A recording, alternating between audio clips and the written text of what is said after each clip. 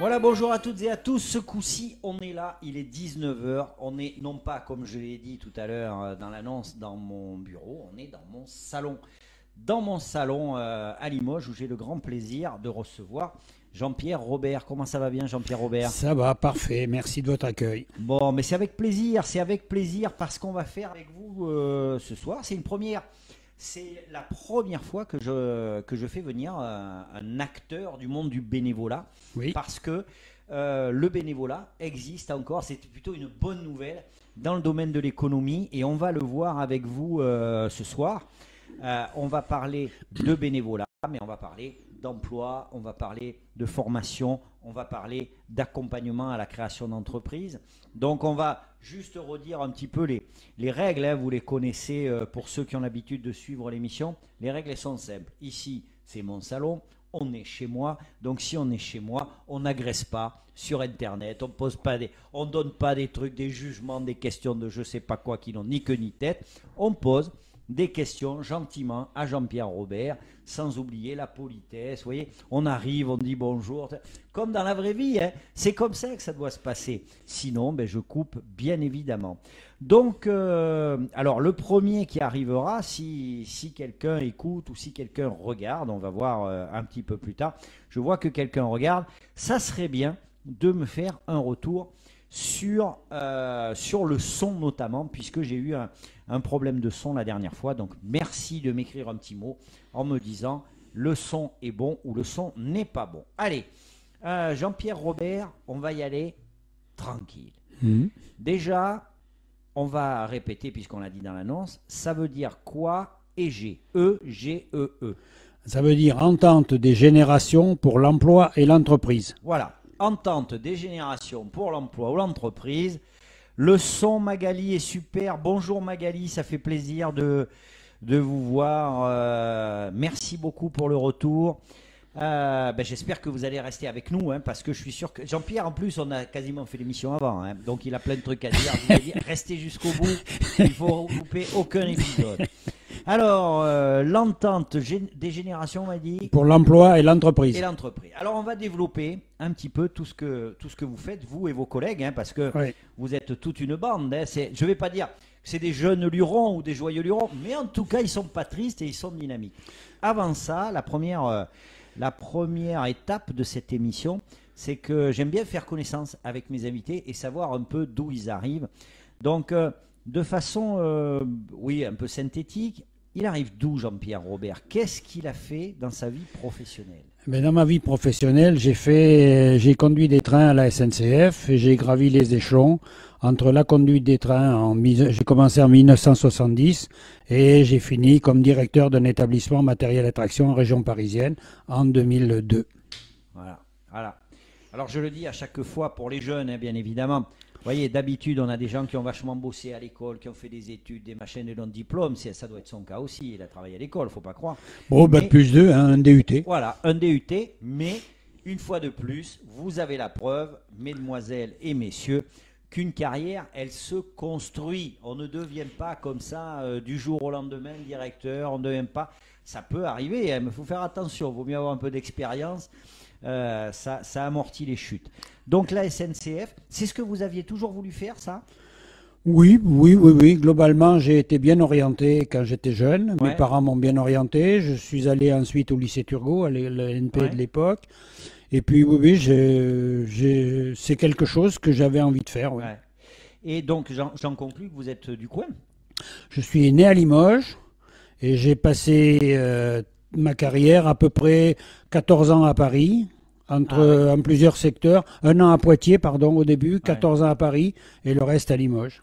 Alors, c'est intéressant parce que, au-delà de votre carrière, c'est que si aujourd'hui vous êtes délégué départemental de la Haute-Vienne DG, d'ailleurs, il y en a dans tous les départements?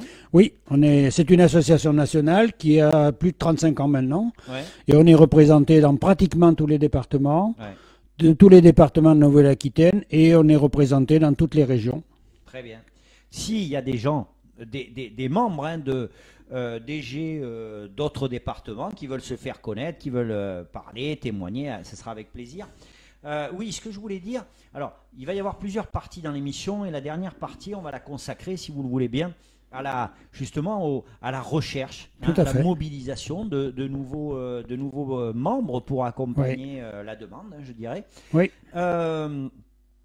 Si vous êtes dans EG, c'est parce que, au fur et à mesure du temps, vous avez forcément développé une certaine expertise. Alors, en tout Oui. cas, une certaine expérience. oui. Je vais séparer les deux. Hmm. Vous allez voir, parce que je suis un peu taquin par moment, mais bon, c'est pas grave.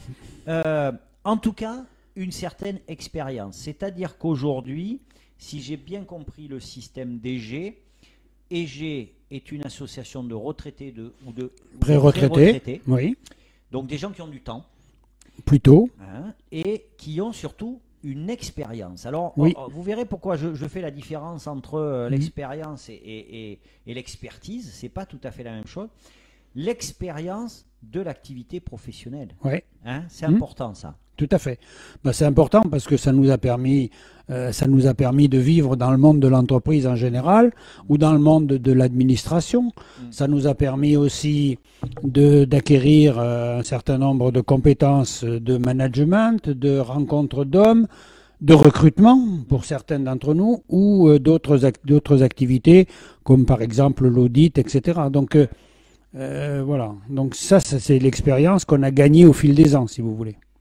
Alors attendez, je marque, vous voyez tout en direct, je marque parce que ça, il y a des questions qui me viennent. Après, si je l'oublie, je vais pas pouvoir le coincer. Alors, hop, je finis de poser ma question. Je finis d'écrire plutôt ma question. Vous, par exemple, Jean-Pierre Robert, vous avez votre expérience, vous avez Oui. conduit des trains, ok. Oui. AEG, vous n'apprenez pas à conduire les trains. Non. Non, mais c'est important. Par Oui. contre, quels sont les 3-4 grands points sur lesquels vous estimez que vous avez un exemple, une capacité à partager avec des demandeurs d'emploi ou avec des créateurs d'entreprises. Là, je ne parle pas de choses techniques, hein, je parle au niveau de votre vécu, au niveau de votre expérience professionnelle. J'imagine que vous avez déjà mené des équipes, organisé du travail. Voilà, Bien sûr. c'est ce genre de choses. Qu'est-ce qui, pour vous, chez Jean-Pierre Robert aujourd'hui, est le plus exploitable dans votre passé professionnel? D'accord. Mais déjà, la première chose, c'est envie de transmettre. Déjà, Ouais. ça c'était fondamental. Ensuite, C'est quelque chose que vous aviez fait pendant votre carrière, ça par exemple, on peut faire de la formation ou des choses comme ça. alors l'avez fait, vous dans ma carrière, j'ai fait du bénévolat pendant longtemps puisque je me suis occupé d'une mutuelle cheminote D'accord. pendant plus d'une vingtaine d'années en tant qu'administrateur, vice-président chargé de la communication et puis président quelques années. Donc j'avais déjà, bon, disons, une expérience du bénévolat. Ouais. Et ensuite, ben, je me suis dit, qu'est-ce que je peux faire pour rendre aux autres ce que j'ai appris pendant ma vie professionnelle. Donc, qu'est-ce que j'avais appris? Ben, j'avais appris, outre la technique des trains, mais ça, c'est pas le plus important. Voilà. J'avais appris le management d'hommes. J'avais appris d'hommes et de femmes. Hein, Bien sûr, on bien est sûr, au sens humain. au Hein. sens large du terme. J'avais appris également le recrutement, Oui. parce qu'en gros, pendant une petite vingtaine d'années, j'ai pas fait que ça, mais j'ai fait aussi du recrutement. Et donc, ensuite, la conduite de projet, puisque à la SNCF, et je remercie l'entreprise de ce qu'elle m'a permis de faire, hein, parce que c'est grâce à l'entreprise que j'ai gagné tout ça, donc je cracherai pas dans la soupe sur la Bien sûr. SNCF. Bien sûr. La conduite les démarches de conduite de changement, par exemple, les démarches de conduite de projet, démarches qualité, etc., démarches sécurité du travail. Voilà, en gros, Ça, c'est votre bagage. c'est mon bagage. Bon, vous me direz, pour un conducteur de train, vous avez au moins dit 4 fois conduite. Hein.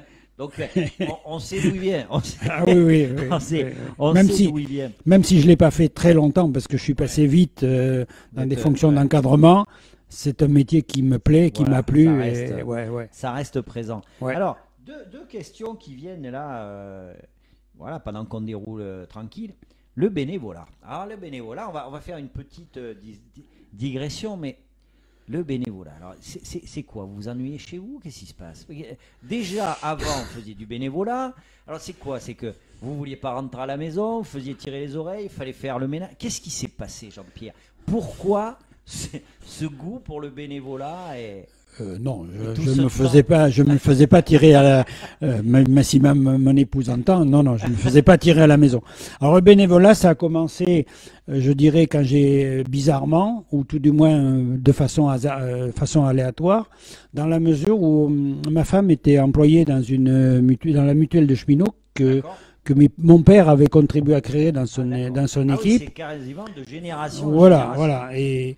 Et un jour, mon épouse, elle m'a dit, il faudrait que tu viennes aider quelqu'un à faire quelque chose. Et puis j'ai mis le doigt, et puis j'ai mis le bras, et j'ai mis le reste.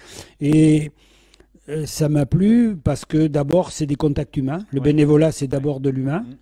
C'est d'abord du contact avec les autres. Et ensuite, eh bien, quand je suis parti à la retraite, je me suis dit, qu'est-ce que tu fais chez toi, quoi? Alors, j'avais deux solutions, ou cultiver mon jardin, mais je ne jardine pas, et j'ai un très petit jardin local en ville, donc voilà. Est-ce que vous avez un train dans la cave? Non. Ah! Non. Ah, l'image est cassée. Ah, l'image est cassée. Non. J'en ai fait étant jeune du petit train, mais non, j'ai pas de modélisme. J'admire le travail des modélistes, mais je n'ai pas de modéliste. Et donc, je suis tombé par hasard sur un journal sur le populaire qui présentait l'association. Et puis, je me suis présenté. La responsable de l'époque, elle a trouvé que j'avais quelques compétences. Et je suis parti comme ça depuis 2003. Vous êtes à la retraite depuis quand? Juillet 2002. Juillet 2002. Je note tout. Juillet 2002. Et donc, depuis 2003, vous faites partie des G. Tout à fait. Alors, une question, on est bien d'accord, c'est la question de l'avocat du diable un peu. Hein, on se dit, j'ai travaillé dans le secteur de la formation professionnelle, de l'accompagnement des demandeurs d'emploi. On se dit parfois, c'est bien joli ces associations, puisqu'il y en a d'autres, hein, il y a d'autres associations de retraités qui accompagnent. Mais en quelque part, est-ce qu'ils n'ont pas perdu le contact avec la réalité de tous les jours? Regardez, vous êtes à la retraite depuis 2002. Oui. Ça fait 19 ans. Tout à fait. 19 ans. Est-ce qu'aujourd'hui, vous ne pensez pas que les choses ont changé de façon phénoménale d'un point de vue social, sociétal? Et est-ce que il n'y a pas de décalage, par exemple, entre le profil des accompagnateurs? D'ailleurs, ils portent un nom particulier ou des pas? conseillers, oui. Des conseillers bénévoles et les réalités des jeunes d'aujourd'hui, du fonctionnement des entreprises aujourd'hui. Alors, on essaie de corriger ça. Effectivement, entre ce que j'ai connu dans les années 2000 et aujourd'hui, il y a des changements. Pareil. Sauf qu'en matière de recrutement, par exemple, les bases sont restées. C'est comment je m'organise, comment je me présente, comment je structure mon discours pour qu'il soit positif. Après, souvent, c'est plus les outils qui ont changé que la préparation de base, si je puis dire. Cela étant, on s'évertue au niveau DG, on a organisé et on s'évertue à garder le contact avec la réalité. Par exemple, l'année dernière, on a rencontré des recruteurs. On a fait une journée avec divers recruteurs, des recruteurs d'une agence d'intérim, d'une société d'intérim, des recruteurs d'une société d'aide à la personne, de deux sociétés d'aide à la personne même, d'une banque, et puis d'une grosse entreprise qui est Saint-Gobain pour ne pas la nommer. Donc ça nous a permis de faire un point, je dirais, concret. Et en plus, on s'est mis en place une cellule de veille qui fait que on est à peu près au courant. Vous n'étiez pas trop loin là. Non. Ça vous a permis un peu de confronter votre posture et puis celle des autres recruteurs. Alors, ça c'est très important puisque effectivement c'est la crédibilité. Bien sûr. Si on arrive avec les outils d'il y a 20 ans, avec le rétroprojecteur, etc. Bien sûr, alors que bon. Donc, non, après, là aussi on va rentrer dans le détail un peu de ce que vous faites. Accompagner, ça ne veut pas dire faire à la place non plus. Ah non. Donc ça veut dire effectivement qu'on peut comprendre, qu'on transmette, qu'on soit là un petit peu pour aider la personne à réguler un certain nombre de valeurs, un certain nombre d'actions, etc. Maintenant, c'est lui qui doit aller, lui ou Tout à elle fait. qui doit aller à l'entretien, c'est lui ou elle qui doit aller à la banque pour l'entreprise, etc. Donc ça c'est important aussi. C'est pas, ça ne veut pas dire que vous vous substituez complètement aux gens. Aujourd'hui, puisque on est un peu dans cette pas dans cette comparaison, mais en tout cas dans ce regard un peu large entre hier et aujourd'hui. Vous avez recruté, vous avez dû encadrer des équipes, accompagner des équipes. Oui. Aujourd'hui, vous accompagnez des demandeurs d'emploi. On va commencer par cela. Qu'est-ce qui change aujourd'hui? Est-ce que les gens ont changé? Qu'est-ce qui n'est plus pareil? Qu'est-ce qui est plus pareil dans leur... je dirais, on ne va pas tirer de grandes conclusions, mais qu'est-ce qui n'est plus pareil dans leur positionnement vis-à-vis du marché du travail? Alors, il y a deux choses qui ont changé. D'abord, les gens ont changé eux-mêmes. Oui. On ne travaille plus comme on travaillait il y a quelques années. L'éducation a fait que les gens ont besoin de se réaliser un peu plus qu'on se réalisait il y a 50 ans, si je peux caricaturer. Mais il y a aussi le contexte économique qui a changé. Moi, si je prends mon exemple qui n'a pas de valeur, mais à titre illustratif, en 68, quand je suis sorti de l'IUT, j'ai fait 5 lettres de motivation. J'ai eu 3 réponses positives. Ouais. Quand je dis ça maintenant à des gens, ou ils se foutent de moi, ou ils ne me croient pas. Et ils ont raison de ne pas me croire. Aujourd'hui, le monde économique, il a changé. Et aujourd'hui, pour une partie de la population, le recrutement est quelque chose de plus en plus difficile. C'est une compétition de plus en plus prégnante. Donc, ce qui veut dire que nous, notre souhait, notre vocation, c'est d'essayer de donner aux gens des clés pour leur permettre de se dynamiser et de se mettre en valeur autrement que le simple CV, je dirais. Alors, je vois que Dominique, salut Dominique, j'espère que tu vas bien. On vous regarde depuis Orléans, Jean-Pierre. Donc là, attention, parce que si vous n'êtes pas bon, ça se saura à Orléans. Ah, même en France. Sachez-le. Hein. Ah, mais tant pis. Je vais essayer d'être bon. Dominique, tu me dis que mon micro est un peu faible par rapport à celui de Jean-Pierre. Je pense que c'est quand je bouge comme ça, tu vois. Je pense que c'est quand je fais un peu ça, je m'éloigne. Alors que si je me mets comme ça, je pense que tu dois entendre toute l'essence de ce que je dis et tu dois capter comment c'est intéressant. Merci de me faire un retour par rapport à ça, Dominique. Mais je pense effectivement qu'il faut être très, très près face au micro. En plus, les micros, ça te connaît, hein, toi qui es musicien. En tout cas, merci beaucoup d'être venu là. Le marché du travail aujourd'hui, c'est un marché qui est plus violent, qui est plus difficile, qui est plus... Oui. Moi, je le pense. En quoi? Ben, déjà, il y a plus de monde. Oui. Donc les critères de sélection peuvent être plus fins, plus importants. Oui. Il y a d'autres critères aussi qui viennent jouer, qui sont des critères sur la mobilité par exemple, qui touchent à l'économie. Oui. C'est-à-dire qu'aujourd'hui, il y a pratiquement tous les métiers nécessitent de la mobilité. Et donc c'est un critère de présélection presque. Donc moi je partage, je suis un peu plus jeune que vous, mais je partage, je dirais qu'il est différent. Par contre, il y a quelque chose qui me gêne, moi, dans le phénomène du recrutement. Je le dis, je fais de l'autopromo, c'est normal, on est dans mon salon. J'ai un site d'offres d'emploi qui s'appelle emploi-nouvelle-aquitaine.fr. Donc, vous pouvez trouver des CV, des lettres de motivation, des offres, etc. Allez-y, c'est open bar, c'est gratuit. Je trouve que, peut-être par rapport à votre époque, je trouve que les employeurs, c'est pas pour leur taper dessus, mais jouent moins le jeu de la rencontre lors du recrutement. C'est-à-dire qu'aujourd'hui, on a informatisé beaucoup de choses, etc. C'est bien quand il y a des réponses aux candidatures. On part du principe, chose qui n'existait pas, moi par exemple de mon temps, on voit beaucoup d'offres en disant si vous n'avez pas de réponse d'ici 15 jours, c'est que vous n'êtes pas retenu. Je trouve ça terrible, moi. Je trouve ça d'une violence rare. Je le redis, je ne vais pas me faire des copains chez les employeurs. Mais je suis désolé, je trouve que quand on recrute quelqu'un, on doit au moins faire l'effort de le recevoir, ne fût-ce que pour lui dire on ne vous prend pas, ou de lui dire ben voilà, ce qui ne m'a pas correspondu dans votre candidature, c'est ça, je vous conseille peut-être de faire ça. Vous voyez, oui. Est-ce que vous partagez ça? Je trouve qu'on a perdu ce côté rencontre et ce côté humain. Alors, au niveau des rencontres, non, parce que quand on recrute, souvent on reçoit énormément de CV et on ne peut pas se permettre de rencontrer tous les gens. Par contre, c'est vrai qu'à titre personnel, je regrette qu'il n'y ait pas une réponse, ne serait-ce qu'une réponse en disant bon courage, voilà. Ouais. Ça, c'est vrai. Aujourd'hui, sur 100 lettres que vous envoyez, vous avez peut-être 2-3 réponses. Mais autrement, il y a 97 lettres environ qui... Voilà.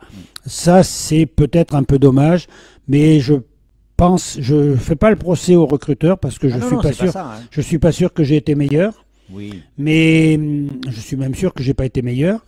Mais c'est lié aussi à la masse de gens, à l'inadéquation parfois entre le nombre de demandeurs d'emploi sur certains postes et le nombre de postes ouverts. On verra. Alors, moi, je ne veux pas prendre de paris. Je connais beaucoup de gens qui connaissent mes positions par rapport à ça. Je pense qu'on va en revenir de ça parce que il y a certaines offres effectivement sur lesquelles il y a énormément de candidatures. Il y a beaucoup d'offres où il n'y a pas de candidature du tout. Et je peux vous assurer que moi, ce que je peux voir sur le site et dans mes différentes rencontres, c'est qu'à un moment donné, il va falloir réouvrir la porte à l'entretien parce que sinon, il y a quelque chose qu'on n'a pas encore tout à fait compris aujourd'hui, c'est qu'il y a des gens qui disent on ne répond pas, moi je ne candidate pas. Oui, c'est vrai. Vraiment. C'est vrai. Et je pense qu'il va falloir refaire cet effort et il va falloir que les entreprises, d'une façon ou d'une autre, réinvestissent dans la procédure de recrutement. Franchement, oui. Je le pense foncièrement parce que on ne peut pas avoir d'un côté, c'est une histoire d'image globale, on ne peut pas avoir d'un côté des entreprises qui disent je n'arrive à trouver personne, mais qui à mon sens ne font pas, même si ce n'est pas facile, suffisamment ce qu'il faut pour séduire les candidats ou au moins pour les recevoir.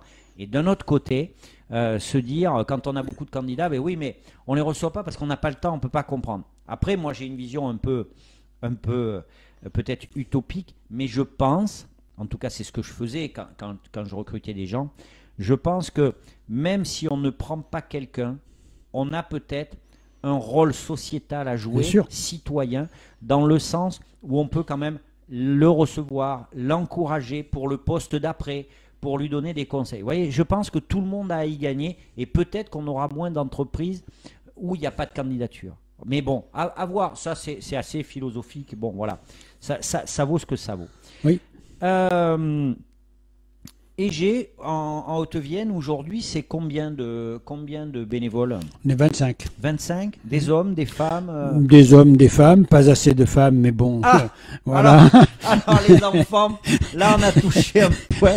Non, mais bien sûr. Non, on n'est pas. Non, mais c'est étonnant d'ailleurs ce que vous dites, parce qu'en général, si on veut faire une généralité, le bénévolat, il y a beaucoup de femmes. Oui. Mais pas forcément dans le bénévolat économique, mais ça tient à plusieurs choses. Ça tient peut-être en partie aussi que dans ce monde économique, ça a été longtemps un monde d'hommes. De votre génération, peut-être. Oui, effectivement. Donc peut-être qu'il y a ça. Mais effectivement, nous on en a à peu près une quinzaine de pourcents. Donc on a, sur 25, on a 7-8 femmes. Ouais. C'est pas énorme. Alors peut-être que sur la génération d'après, il y en aura plus. Peut-être, mais j'espère. Ici, on le voit, hein, vous avez, par exemple, vous prenez le MEDEF, c'est une présidente. Vous prenez la CPME, c'est une présidente. La directrice de Pôle emploi était une femme. Enfin, dans le médico-social, il y a beaucoup de secrétaires, de directeurs généraux, directrices générales qui sont des femmes. Donc oui, c'est peut-être après aussi une histoire de génération.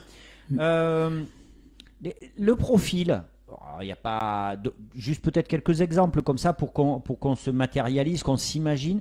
C'est quoi le profil des bénévoles DG? Ce qu'on cherche, ce sont... Non, n'est pas ce qu'on cherche. Non, on verra ça. Pour l'instant, c'est ceux qui sont là. Ceux qui sont là, ce sont des experts comptables, des anciens experts comptables.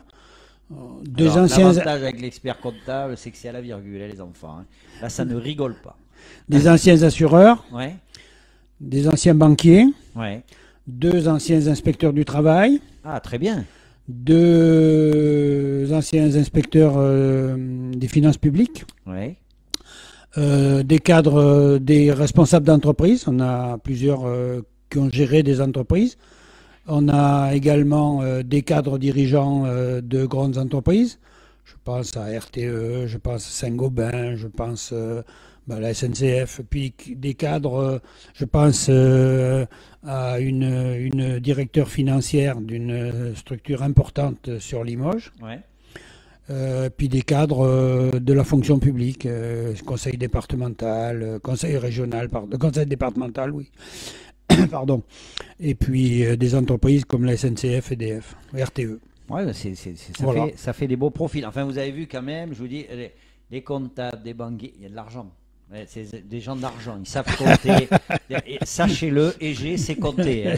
Ne commencez pas à essayer de leur refourguer un truc qui n'est pas le bon prix. Hein. Non, ils savent compter à EG. Non, on a surtout besoin de ça pour conseiller les gens, justement. Voilà, voilà. Alors justement, on va y arriver. Alors, on va passer sur la partie emploi. Oui. Comment vous arrivent les gens? Parce que Alors, j'imagine, voilà, ça arrive soit pas comme ça. il y a Alors déjà, qui arrive? Qui arrive? des gens qui sont en recherche d'emploi. Alors, on a des individus qui nous téléphonent, Des gens comme ça. des gens comme ça qui ont entendu parler de vous et qui ont besoin de préparer un entretien, par exemple. Voilà. Ou alors, on a plutôt la majorité des populations qu'on reçoit, ce sont liées à des partenariats. D'accord. Alors, c'est quoi ces partenaires? Alors, on est partenaire de la communauté urbaine de Limoges dans le cadre du plan local pour l'insertion par l'emploi. Ouais. Donc là, ce sont des gens qui sont suivis dans des dispositifs. Plutôt des bénéficiaires des minima sociaux. Plutôt du des RSA, bénéficiaires etc., des minima gens assez sociaux. éloignés de Et l'emploi pour différentes raisons, hein, d'ailleurs. Hein. Tout à fait, tout à fait. Un partenariat avec le conseil départemental pour les mêmes populations, mais en milieu rural. RSA, j'imagine. Voilà, mais en milieu rural. Ouais. Et puis un certain nombre de chantiers d'insertion avec lesquels on travaille, donc plutôt sur Limoges et sur Bellac. Bellac, Rempart, peut-être? Rempart, oui. Ouais. Rempart, Et Limoges, vous Limoges, travaillez avec qui? Aléas, les chemins Jacquer, D'accord. les Ouais. jardins de Cocagne à Les Couzex. historiques. Les historiques, voilà. Ouais. Mais donc là, ce sont des gens qui sont en recherche d'emploi ou en recherche de réorientation professionnelle, puisque nous, on parle, quand on aide les gens à se préparer à un entretien quelconque, je dis quelconque au sens que ce n'est pas seulement un entretien d'emploi, ça peut être un entretien de sélection pour intégrer une formation, Bien sûr. ça peut être un entretien pour rechercher un stage, puisque c'est la même recette, hein, quelque part. C'est comment... Donc, on l'a dit, hein, il y a les gens qui arrivent comme ça, qui poussent la Ouais. porte, très bien, et puis il y a les autres qui arrivent par le biais de partenaires. Quand ils arrivent par le biais de partenaires, quelle est la place des G? Parce que si vous prenez un chantier d'insertion, par exemple, un chantier d'insertion, ça peut durer un certain temps. Donc, les gens, ils vous arrivent quand pendant qu'ils sont sur le chantier ou à la sortie du chantier? Quand l'accompagnateur ou l'accompagnatrice le juge utile le juge nécessaire. pour la promotion de l'agent. D'accord. Nous, on intervient toujours en plus. C'est-à-dire qu'on se pose comme un outil supplémentaire à disposition de l'accompagnant ou de l'accompagnante pour éclairer l'accompagnement général. Ça, c'est important parce que là aussi, pour bien connaître le secteur, je crois que le principe de complémentarité est essentiel. C'est-à-dire que il y a quelques années de ça, hein, je parle moi encore quand j'étais dans le champ de l'insertion, c'est vrai que on disait mais tiens, les bénévoles ils interviennent mais sur un truc où on intervient déjà, donc où est la plus-value, on ne fait pas pareil, etc. Là, il y a bien un partenariat avec les professionnels du champ de l'accompagnement et de l'insertion, et il y a bien une concertation pour que EG apporte un complément, une plus-value, hein, c'est bien ça. C'est ça. D'abord, en général, il y a un travail en amont qui est fait avec le chantier, avec l'accompagnant, pour définir quels sont les besoins ou de la personne ou du groupe de personnes. Donc on va à partir de ça élaborer un certain nombre d'ateliers, de modalités, et ensuite on les développe. Et le retour, c'est qu'on fait un compte-rendu verbal ou écrit, parfois verbal et écrit, à l'accompagnant, pour que cette activité, qui est quand même une activité ponctuelle, parce qu'on peut le faire une fois ou deux, mais il le réinjecte dans leur accompagnement général. Mais ça, c'est bien, c'est intéressant. Il faut le préciser, parce que des fois, on peut avoir peur, etc. Alors, j'ai sous les yeux, alors, Tout le monde bosse, hein. Vous savez, dans cette émission, je leur écris, je leur dis de quoi on parle, hein. Et puis en fait, c'est eux qui font l'émission. Moi, après, j'ai plus qu'à lire. Et bien sûr, Jean-Pierre, qui était un gars carré, il était carré, il est resté carré. Il m'a fait un truc, mes pauvres amis. Bon, il n'y a que la photo. Ça a été un peu hésitant, Ah mais oui, alors le oui, reste. non, mais Mais pour le je reste, suis pas très doué pour les c'est photos. nickel. Non, non. Alors, je vois, par exemple, les principaux ateliers. Donc, dans le domaine de l'aide à l'insertion professionnelle, vous pouvez travailler sur l'estime et la confiance en soi, Oui. la construction d'un projet professionnel, Oui. la structuration d'une recherche d'emploi, la préparation, la simulation d'un entretien d'embauche. Donc, ça, ce sont des choses, je dirais, assez classiques, voilà, qui nécessitent une certaine technicité quand même, parce qu'il ne s'agit pas de tout faire, de faire n'importe quoi, mais voilà. Alors, je me replace un peu quelques années en arrière quand je faisais de l'insertion. De l'accompagnement à l'insertion professionnelle. Vous l'avez dit, vous travaillez avec les chantiers, les épiceries sociales. D'ailleurs, c'est intéressant, on reviendra dessus. Vous travaillez aussi bien sur les chantiers d'insertion, sans faire de classement, hein, aussi bien avec les chantiers d'insertion qu'avec l'ENSIL. Ça, va falloir me dire ce que vous faites avec l'ENSIL. Donc, territoire zéro chômeur, communauté de communes, monts et barrages. Ce sont des parcours, je ne vais pas trop parler de public, mais c'est un peu ça. Ce sont des parcours où le social a autant de présence, malheureusement d'ailleurs, à mon sens, parce que souvent ça peut entraver le parcours d'insertion professionnelle. Le social a autant de présence dans le parcours que la technicité, je dirais, de démarche d'insertion professionnelle. Tout à fait. Est-ce que vous positionnez sur le social? C'est-à-dire que quelqu'un vous est envoyé. Est-ce que, par exemple, je vais parler d'Aléas, par exemple, Aléas vous dit, la conseillère, vous dit, voilà, il y a ce monsieur, je voudrais qu'on parle, voilà, qu'on le prépare à un entretien. Si cette personne-là, à un moment donné, elle commence à rentrer sur le champ du social avec vous, qu'est-ce qui se passe? On essaie de pas y aller. Voilà. Parce que c'est pas notre travail, Très bien. c'est pas notre compétence et c'est bien le rôle de l'accompagnante. Par contre, nous, quand on va faire l'atelier, par exemple, d'un atelier de simulation d'entretien, on va essayer de d'aider la personne à surmonter ce problème social pour se mettre en valeur. Parce que souvent, ce qu'on constate, c'est que quand la personne a des difficultés de quelque nature que ce soit, un handicap, par exemple, avec les personnes handicapées, ou c'est le mur dans lequel elle va se heurter de suite. Ouais. Et donc, nous, on essaie de lui dire, non, mais ça, c'est autre chose, mais par contre, vous savez faire. Donc, on va le contourner, on va essayer de le contourner. Pour rester dans la logique on va rester de l'employabilité. Ah ben oui, parce que nous... C'est important, non, c'est ouais. important.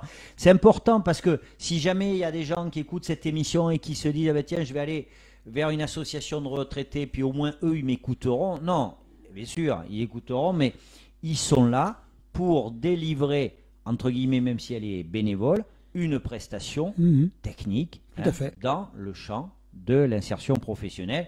C'est pas ni le confessionnal, ni le bureau des pleurs. Hein. On est d'accord avec ça. Ah oui, tout à fait. Donc ça c'est très important. Ben, c'est important parce qu'en plus, ça évite le mélange des genres. Si on se mettait à la place de l'accompagnant pour faire du social, d'abord, on ne sait pas faire, et deux, l'accompagnant dirait, mais vous venez manger mon pain, si je peux dire. Bien sûr, bien sûr. Donc non, justement, nous, on vient apporter en plus. Nous, on connaît l'entreprise, on connaît le recrutement, on sait comment ça se passe, on connaît comment fonctionne un recruteur. Moi, ce que j'essaye de développer surtout, c'est comment ça fonctionne un recruteur. C'est quoi cette bête? Eh oui, c'est pas toujours simple. Voilà. Les pauvres amis, c'est pas toujours simple. Moi, souvent, c'est l'exemple que je prends. C'est ce soir, il va y avoir un match de football important. On a la meilleure attaque du monde. Là, si on marque pas de but ce soir, après, il faut le prouver. Il faut le prouver. Alors, on reste positif. Voilà. Je me dis, l'exemple que je prends, c'est toujours celui-là. C'est quand vous préparez une compétition sportive. Vous commencez, sauf la course, mais vous commencez d'abord à regarder comment joue l'autre pour adapter votre jeu à l'adversaire. Bien, quelque part en recrutement, il faut comprendre comment fonctionne un recruteur pour s'adapter à lui et valoriser sa personnalité. Alors, Juste une question comme ça qui me vient. Donc vous êtes une association, mais comment vous vivez? Vous avez des dotations, ou alors vous avez des marchés avec. On vit que grâce aux missions qu'on fournit. D'accord. C'est-à-dire on a des conventions D'accord. avec le conseil départemental, avec la communauté D'accord. urbaine, avec des chantiers d'insertion. Hmm. Et donc c'est en fonction du nombre d'ateliers que l'on fait, de ce qu'ils nous demandent, que là on va faire Mais autrement on n'a pas de subvention D'accord. stricto sensu. D'accord. On revient sur l'ENSIL et l'ENSI. Ouais. Pour les gens qui ne connaissent pas, c'est quoi l'ENSIL?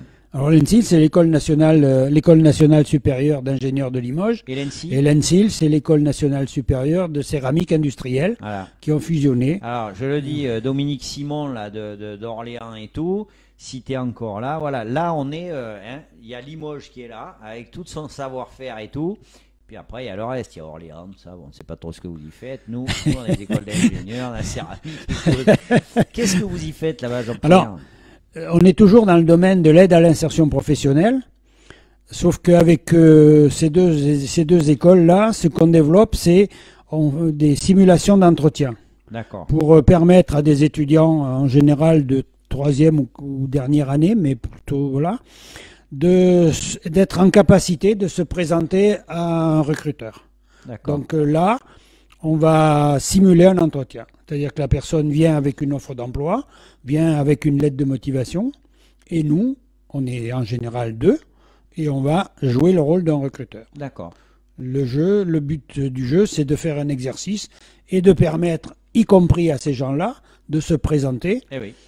Parce que moi, dans ma oui. vie professionnelle, je me suis rendu compte que même à des niveaux très hauts, on n'est pas forcément. C'est pas inné. C'est pas inné de se présenter, de se valoriser. Bien sûr, lors d'un entretien. Donc, voilà. Donc, ça fait plusieurs années qu'on travaille avec ces organismes-là. Et là, cette année, on a fait à peu près 200 étudiants, un peu plus. C'est intéressant parce que en plus, il y a une vraie variété de publics. Oui. Donc c'est très intéressant pour Ouais. vous, ça veut dire il faut aussi vous adapter, vous Ben, renouveler. nous renouveler, puis ça demande un petit travail. C'est pour ça qu'on demande Bien aux sûr. gens de venir avec des offres d'emploi, puisque sûr. nous, avant, ben, on va se préparer, se mettre Bien dans sûr. la peau. Bien sûr. Et donc, oui, c'est très intéressant.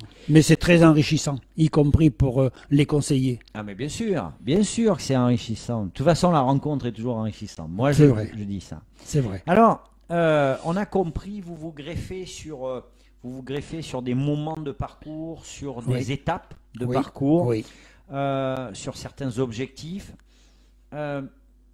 Vous l'avez dit, il y a des gens qui sont plus ou moins âgés dans le réseau EG. Oui. Il y a des gens qui sont encore très en phase, j'imagine, avec leur ancien monde professionnel. Est-ce que l'accompagnement d'EG aussi, c'est l'accès à des carnets d'adresses, à des réseaux ou pas du tout? Ça pourrait, mais ça l'est pas tant que ça l'est même plutôt pas. Pourquoi? Ben parce que d'abord nos carnets d'adresses ils vieillissent plus vite que nous, même si Pour tout le monde, chacun pour tout le vieillit. monde. Mais Jean-Pierre, vous n'êtes pas vieux, Jean-Pierre, vous êtes Non, mais- mature. Non, mais il n'empêche que le carnet d'adresse. Et Mais puis par en contre, plus, ça y est, on est passé au TGV, Jean-Pierre. oui, non, Plus mais de je suis charbon, d'accord, on je est- suis on est- d'accord. Mais je connais le Oui, TGV. je comprends bien. J'ai fini ma carrière en dirigeant un établissement en Ah. région parisienne où il y D'accord. avait des conducteurs TGV, donc je connais le métier. D'accord. Mais l'idée qu'on a, c'est pas forcément de fournir un carnet d'adresse, c'est d'orienter des gens vers des secteurs d'activité, certes, vers des structures d'entreprise, d'accord, mais c'est surtout leur permettre, leur donner les moyens, les outils pour eux faire le travail sûr, de bien prospection.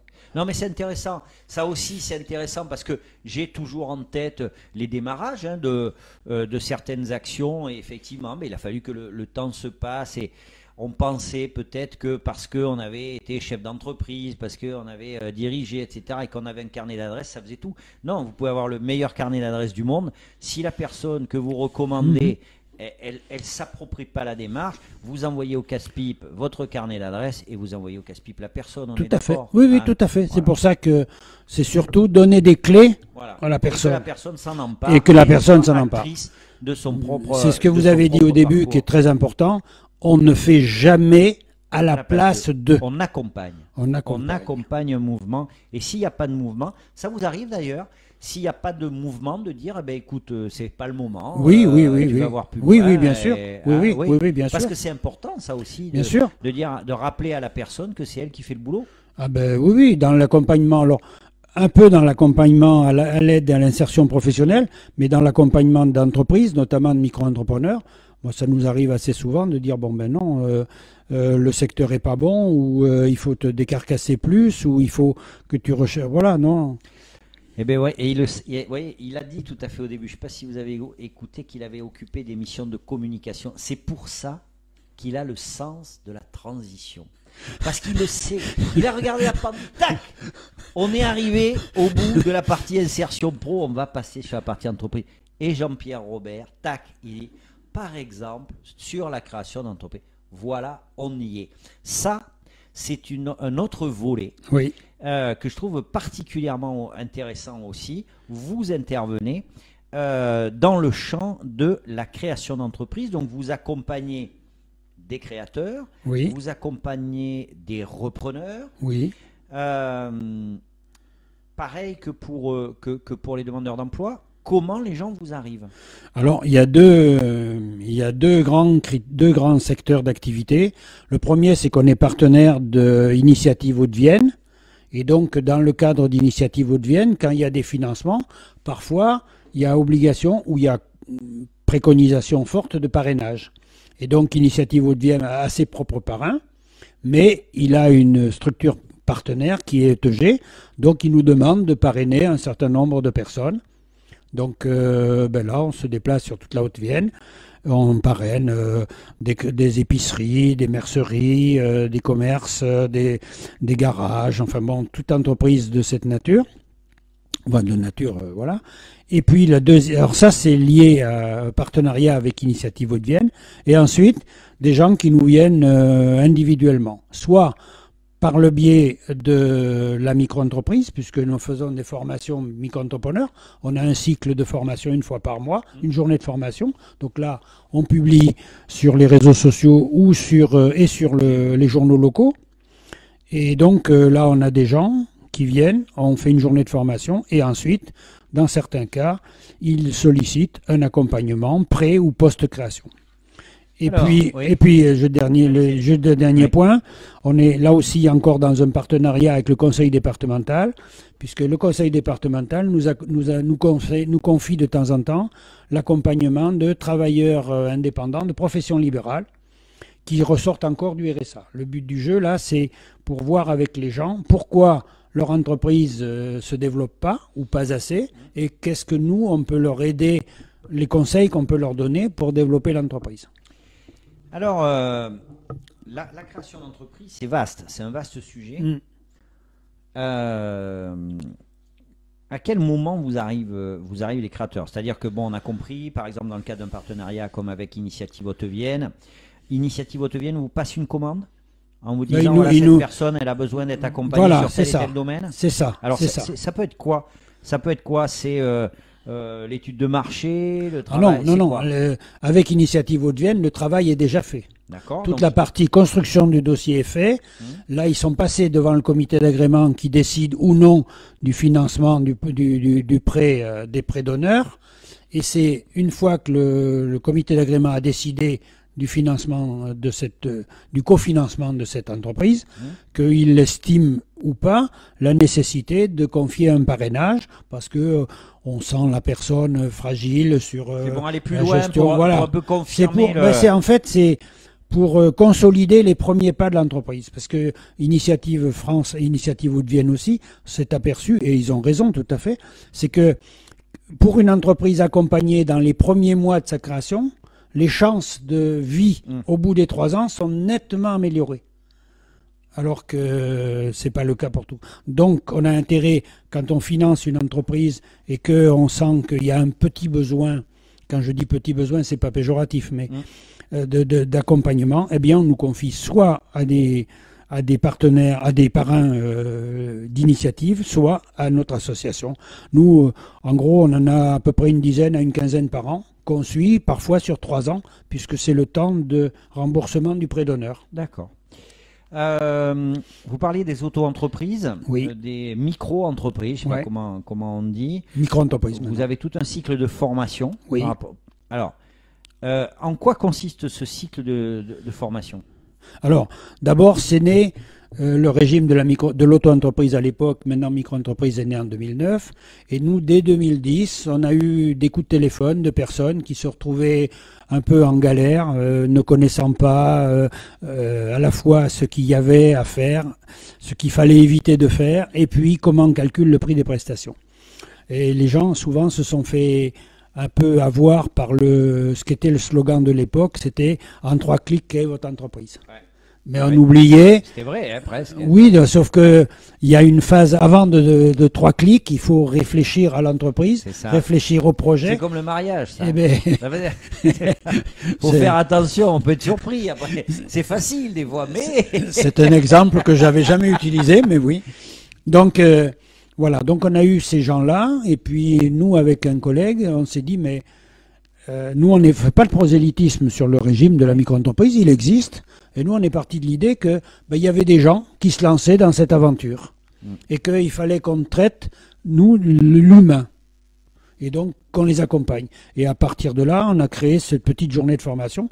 Donc le matin, on parle de ce qui est la micro-entreprise, les lois, les mesures à respecter, les pièges à éviter. Et l'après-midi, on a développé un petit module de calcul du prix d'une prestation en intégrant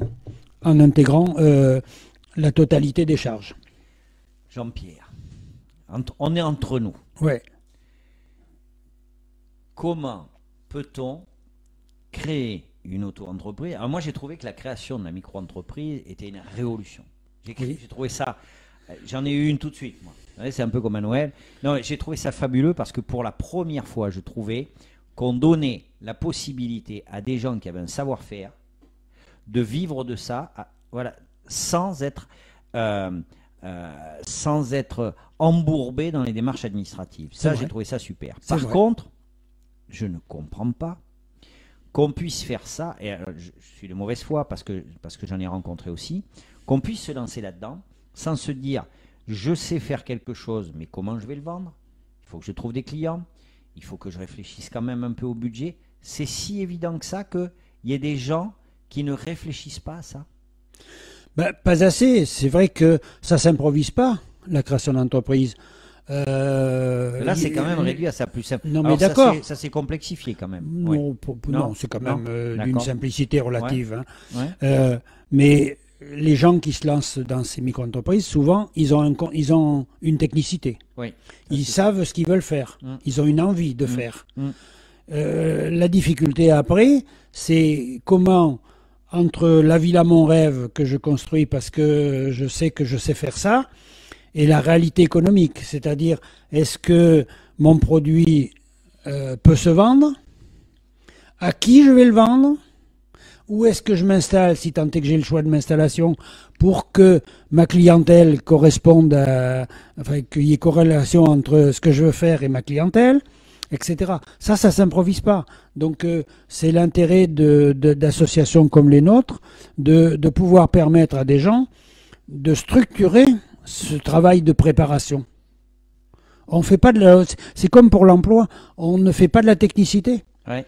Ils sont techniques. Vous les amenez à réfléchir sur On leur les amène propre, à réfléchir. sur leur propre parcours. Moi, nous, on a accompagné, par exemple, des personnes qui faisaient des créations de bijoux. Alors, si moi, vous me donnez du matériel pour faire les bijoux, je vous Ça va être garantis, vite vu. ça va être vite vu et j'en vendrai pas des masses. Hein. Ouais. Donc, nous, on s'en fout. Mais par contre, comment tu achètes les produits?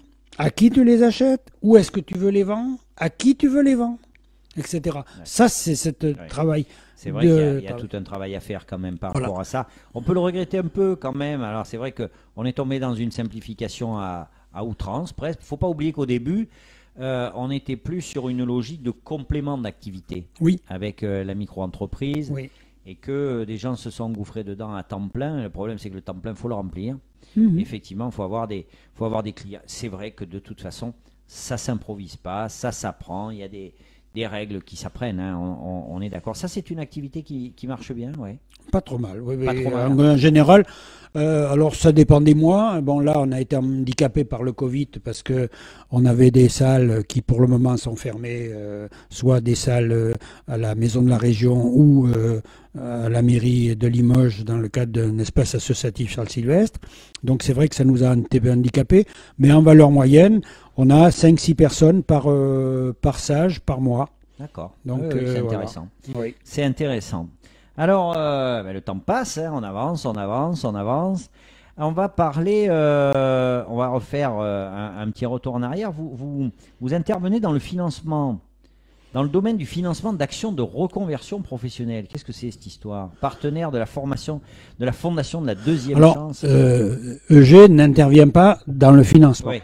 mais nous sommes partenaires Oui. d'associations, de structures qui aident au financement. Donc, on est partenaire de 2 structures principales, qui sont la Fondation de la Deuxième Chance, qui est une fondation d'entreprise, et qui cofinance des projets de réinsertion professionnelle pour des personnes qui ont eu de lourdes épreuves dans la vie. Alors là, vous mettez ce que vous voulez, la maladie, la séparation, etc., et qui sont en précarité financière, et qui sont capables de motiver un projet de réinsertion. Et D'accord. donc là, on peut cofinancer. Et dans certains cas aussi, pour des personnes qui ressortent de AG2R La Mondiale, on a un partenariat avec eux pour aussi cofinancer des projets de réinsertion professionnelle. Très bien. Et oui, il s'ennuie pas, hein. Ah, depuis 2003, hein. Depuis 2003. Moi, je passerai mes journées sur mon balcon, en fait. Non, c'est pas vrai, bien sûr. Allez, on va attaquer la dernière partie de l'émission, Jean-Pierre, avec ce qui a fait d'ailleurs qu'à un moment donné, je vous ai contacté parce que j'ai reçu sur ma boîte mail un petit communiqué, etc. Je me suis dit, bien sûr, il faut les inviter, concernant le recrutement de membres. Oui. Alors, qu'est-ce qui se passe? C'est quoi? C'est la Covid qui fait qu'il n'y a plus un membre à...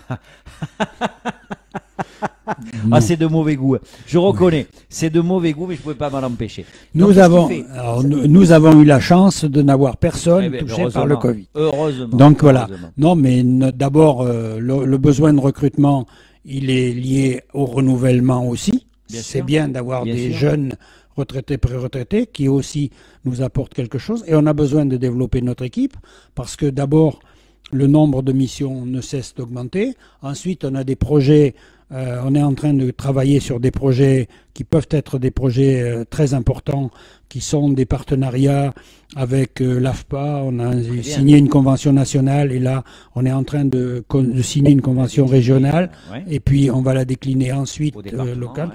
Et au niveau national, on a aussi une convention avec la CPME pour les entreprises en Très bien. difficulté, que là aussi, on est en train de décliner au plan de la Nouvelle-Aquitaine et qu'on espère, y compris décliner dans les départements. Il y a des départements qui ont démarré, la Charente, la Dordogne, et puis il y en a... C'est normal, hein, je peux vous dire que ça fabrique... Voilà. lourd, hein. Et puis, voilà. Donc, on a des besoins sans cesse renouvelés. Alors, je me posais la question, parce que même si c'est du bénévolat, je me dis, c'est pas facile de recruter des gens. Parce que entre celui ou celle qui pense qu'il serait utile, et puis celui qui le sera vraiment, celui qui pense tout savoir et celui qui a les bonnes compétences, et oui, c'est que là, vous reprenez la véritable casquette, entre guillemets, de recruteur. Tout à fait. La bonne volonté ne suffit pas, Jean-Pierre, Non, rassure-moi. bien sûr que non. Alors, faut... comment vous choisissez? Comment vous organisez? Comme un entretien de recrutement, mais en plus soft, si je puis dire. La personne me contacte ou contacte l'association, et ensuite, nous, on la rencontre, on lui présente ce qu'on fait, ce qu'on a envie de faire, et puis en fonction de ça, elle fait comme un entretien de recrutement, elle nous dit, voilà, je suis compétent comme ça. Et ensuite, ce qu'on fait, c'est que d'abord, on les associe on les associe à nos réunions d'équipe pour qu'elles voient un peu la convivialité. On essaye d'être conviviaux, même si avec le Covid ça a été difficile. Ah oui, c'est clair. Ouais. Et puis ensuite, on les associe à quelques-unes de nos missions. Et ensuite, ça permet à la personne de voir si l'équipe plaît et si les missions lui plaisent. D'accord. Voilà. Donc et si ça va pas, comment ça se passe? Si ça va pas, on s'arrête jusqu'à présent. Quoi. Jusqu'à présent, ben non, mais on n'élimine pas, mais la personne d'elle-même, elle se rend compte, elle se dit, ben voilà, moi ça correspond pas à mon profil, ça correspond pas à ce que je veux faire. Par contre, nous, ce qu'il faut qu'on dise pour ne pas décourager les bénévoles, c'est que toutes nos missions sont sur la base, ne sont pas bloquantes en termes de planning, si vous voulez. Si vous voulez aller faire des croisières et tout, voilà. vous pouvez. C'est ça que oui, vous oui. dites, Jean-Pierre. On n'a pas de permanence à tenir, on a des missions, donc on les propose aux conseillers et en fonction des disponibilités, c'est eux qui prennent ou qui prennent pas. Vous avez évoqué la Covid. Alors nous, c'est vrai, je ne l'ai pas dit au début, écoutez, on n'a pas de masque aujourd'hui, on est vacciné. Alors, ça ne veut pas dire qu'on ne peut pas l'attraper, mais on est vacciné. Je le dis avant que des gens veuillent dire des méchancetés. Il y a eu la Covid, vous êtes dans une activité de contact, hein, de rencontre. Comment vous avez fait? On a fait comme on a pu, c'est-à-dire que la majorité des ateliers collectifs ont été supprimés, sauf cas très particuliers. Et puis les entretiens individuels, on essaie de les faire avec le masque, avec tout ce qu'on porte, et quand on peut, avec la distanciation sociale, voilà. Avec la vidéo? Très peu. Très peu la vidéo. Comment ça se fait, ça, Jean-Pierre? Déjà, moi, personnel, nous, les conseillers, on est équipés. Les gens que l'on reçoit, ils sont pas forcément équipés. Bien sûr. Et puis la visio ne remplace pas le direct quand même. Il y a des outils de communication non verbaux que l'on connaît bien en termes de communication, qui passent pas forcément à la visio. Bien sûr. Donc quand on peut, on essaie de rencontrer les gens avec les mesures de sécurité. Mais ce qui a ce qui a amputé notre action, c'est vrai, c'est toute la partie collective que l'on n'a pas fait depuis le Covid. Voilà, écoutez, ça fait 55 minutes qu'on est ensemble. Moi, j'ai pas vu le temps passer. Écoutez, j'ai pas vu le temps passer. Alors vous non plus, il n'y a pas de questions. Alors ceci dit, ce qu'il a dit est extrêmement clair. Donc, ce qu'on va retenir, Jean-Pierre, c'est que effectivement, vous intervenez auprès des personnes qui en ont besoin, que vous recrutez. Oui. Vous recrutez des membres. Il n'y a pas d'âge. Non. On peut recruter. On peut venir si on a 40 ans. Est-ce que... Non. Ah. Mais non, parce que...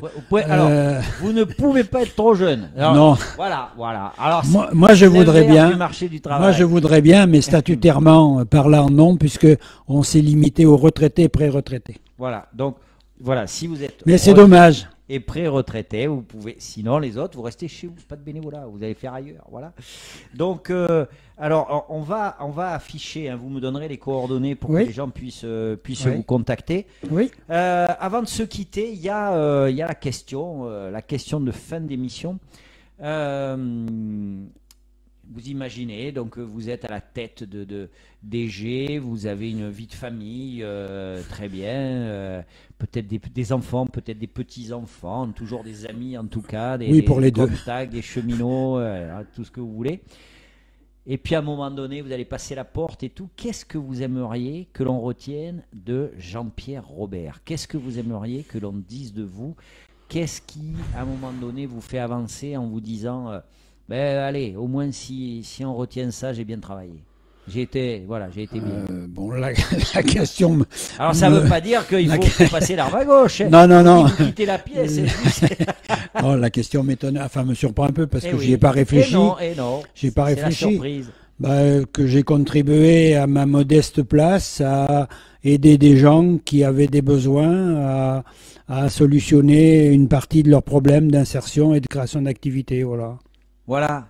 Mais bon, en tout cas, je sais, vous verrez, vous regarderez le replay, ça se sent. Jean-Pierre Robert, c'est pas un agressif, Jean-Pierre Robert. C'est un gentil. Je crois pas. C'est un gentil. C'est un gentil et c'est quelqu'un qui respecte profondément les gens. Alors, moi, je suis particulièrement sensible parce qu'il m'a parlé d'insertion professionnelle. Ça a été mon métier pendant 20 ans. Et quand on a un peu l'habitude, il y a des mots qu'on entend qui nous mettent plus en confiance que d'autres. Et je les ai beaucoup entendus. Donc, merci beaucoup, Jean-Pierre Robert. Merci de m'avoir reçu, merci de m'avoir écouté. Merci pour ces explications. Puis merci pour votre investissement au quotidien. Et vous remercierez de ma part et de la part des gens qui regarderont l'émission. Ben, tous les autres membres, hein, DG, c'est une mission essentielle, c'est une mission importante qui vient mettre un peu d'humanité dans ces moments de vie qui sont pas simples. Alors, qui vient mettre un peu d'humanité, mais qui vient mettre aussi beaucoup d'expertise, et c'est de ça aussi dont les gens ont besoin. Merci beaucoup, Jean-Pierre. Merci de votre accueil. Plaisir. Quant à moi, écoutez, normalement, je vous dis rendez-vous la semaine prochaine. Toujours est-il que si vous n'avez pas pu suivre l'émission en entier, elle sera, je pense, dès demain sur le site emploi-nouvelle-aquitaine.fr. Vous pouvez y retrouver d'ailleurs des offres d'emploi, vous pouvez y retrouver une CVTech. Le tout est gratuit. Si vous êtes employeur et que vous recrutez, arrêtez de chouiner, allez sur la CVTech. Il y a des CV sur toute la Nouvelle-Aquitaine. Il y a 1055 CV. Si vous êtes demandeur d'emploi, posez votre CV. On ne sait jamais. Il y a eu cette année 30 000 consultations de la CVTech depuis le 1er janvier. Bravo. C'est gratuit. Allez-y. Il y a eu 30 000 employeurs qui ont été regardés sur la CVTech. Et si vous êtes employeur et que vous recherchez un salarié, un collaborateur, vous allez sur le site, vous postulez, c'est gratuit. Profitez-en parce que ça ne va pas durer. À un moment donné, il va falloir payer parce qu'il faut que je fasse manger mon ami Mimoun qui gère le site. Merci beaucoup. Très bientôt. Merci de votre accueil, merci de votre écoute. Merci. Allez, vous pouvez reprendre votre vie, c'est parti. À bientôt. Au revoir.